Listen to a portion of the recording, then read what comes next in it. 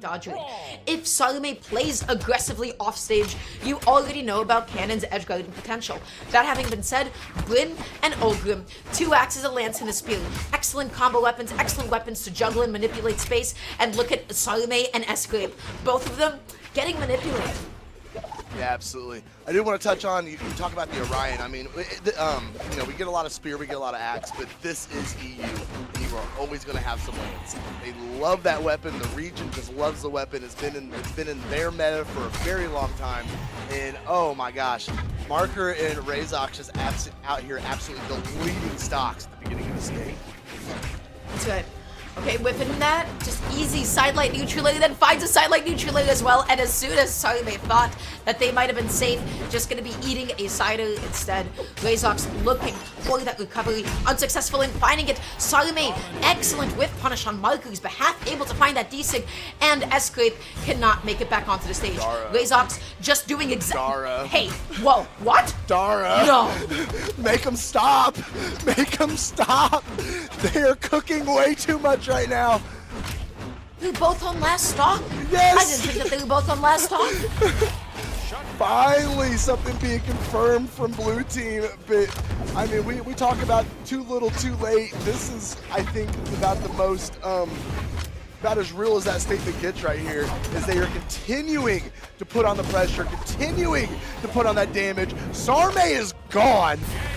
Oh, Sgrape is gone. That game was what, a minute? A minute, 15 seconds? That was ridiculous. The edge guarding, the follow-ups, the damage output. I mean, they dealt, you know, quite literally 40 times as much damage as Sgrape and Sarme did that game. So they need a game to be able to just, you know, collect themselves, take a little bit of a breath. I feel like there's enough things that happened there that I don't want to be like, this is why they won. The answer is, it was a lot of things. It was advantage, it was at the edge guarding, it was the team follow-ups. Everything seemed to be exactly what it needed to be. We're seeing Sgrape switch over to the Hattori, which I think is an interesting choice given how soon it felt like Sgrape was getting KO'd, and then at least we got like the defense stance. So this might be a bit of a risky pick. Yeah, I agree. A minute 35 was how long that first game took. That is crazy. Especially at twos, they went to absolute work. We're going to see if they're going to be able to continue that through game number 2 as we are in Apocalypse. And the Hattori is definitely an interesting pick, especially going up against these heavy-hitting axe weapons. Maybe that speed will be able to move him around a little bit. I'm not quite sure what the thought process here is, but I don't know about swapping the lance for sword. But so far, so good, as Sgrape is doing a fantastic job moving around in neutral, getting those 1-2 hits, and just racking up a little bit of damage here and there. And Marker actually is the first one to fall in game number 2. Okay, Rayzox, oh my god, that was the assist! Rayzox got knocked off stage and was put into the best possible position to find a downer. That was amazing situational awareness, mind you. Sidelight, neutral, Sgrape is taking so much damage at this point in time. Oh my gosh, so deep into the red, so soon is that stock probably going to be taken. But right now, Sarme, unfortunate friendly fire onto his own teammate. Able to get the cider though, to be able to close out Rayzox's stock. Sgrape's first stock is finally going to be gone, and now Marker and Sarme are having a bit of a 1v1. I like how much closer game number 2 is. Blue team definitely making the adjustments. It seems like the Hattori is working out pretty well for Sgrape. Marker being taken down way to the bottom, has no options to get back up, and now is a 2v1 situation against Rayzox. Marker finally going to spawn back in, be able to give his teammates some support. Sarme though catching the side air off the cannon, sitting in neutral, looking for it again. Oh, nice. That was a great Sair. It moved Marker back, gave Sarme a chance to come up underneath him and get back on stage. He ended up getting knocked out anyway. But that was a wonderful Sair from his teammate there. Also, that was just like a nice projectile from Sarme, just saying like, hey, get off me. This is my opening to be able to get back onto the stage. But Marker coming into the end light. Rayzox looking through the GCD light, but Marker on the ground is looking to make something nasty happen with that end sig. Unsuccessful though, does not connect. Sarme not able to get that edge guard. Rayzox is just able to use that neutral as a way to be able to land again and again and again. Amazing whiff punish there from Marker as well. This game is all over the place. It is completely even. It is very close. Marker needs to do everything he can, though. He does not want to lose his stock. He is definitely in knockout range, and he needs to stay in this game to be able to support his teammate. That Sarah's going to send him way out. Those sweat beats coming out. Oh, I don't know. I was busy looking at Marker on the left side, making sure he made it back up on stage, as now Rayzox is on his final stock. There we go. Sgrape on his final stock, but they sent Sarme out of here, and now it is a 2v1 situation. Sgrape has a full healthy stock, but so does Rayzox. Yeah, but that's a Hattori up against 2 axes. Right. So the question is, will I close my eyes and will Sgrape explode?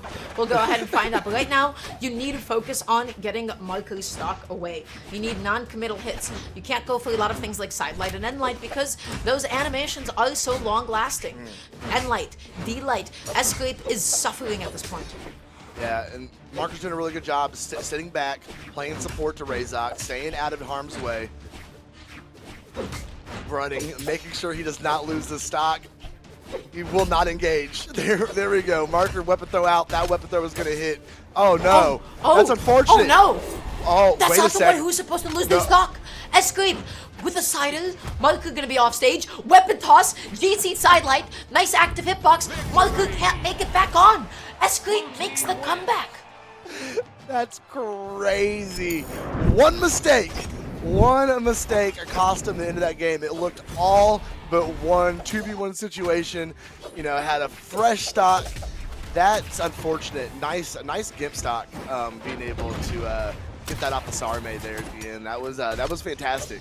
And that puts them. So there was one pivotal moment, slow-mo.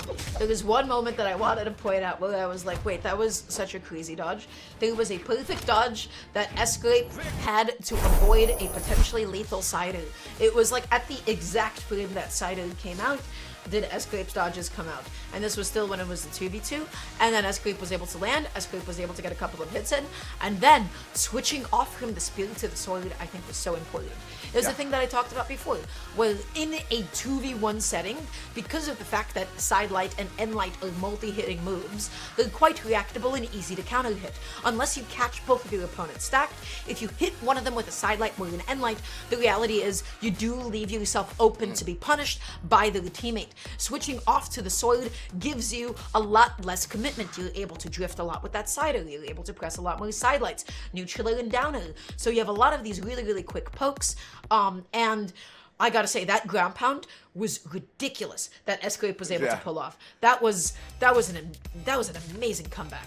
Absolutely. I'm looking at these graphs here at the breakdown, and literally, I mean, Marker started out so rough. He had a hard time, especially that second stock, and then he tanked his final stock, doing everything he could, get the damage, stay alive forever, and then you just look at the little check mark that is Rayzox's last stock. No damage output, taken out super quick, and that is so unfortunate for Red Team that he got gimped there at the end of that game. But congratulations to Sarme and Sgrape. They now have the advantage in the set somehow, some way. I know, speaking for myself, Dara, we saw that game number 1, and I thought we would have already been done by now. Absolutely crazy that they were able to bring that back the way they were, and we're gonna head on in here. That's right. So it's currently 1-1. We're gonna have to see how the rest of the set ends up going. I will say though, I just don't know how much like Sidra specifically is working out for the Sarme at the moment. Rather, I'm not seeing a lot of the things that make Sidra really, really shine. But even then, I feel like I just know Sarme most for the Rayman, and especially going super deep off stage and going through a lot of crazy edge guards. And that is not something we've gotten to see come into play quite yet. And so that is something I'm curious to see as it develops. That having been said, as soon as I just talked about it, Sarme is switching off of that Sidra and onto the Val.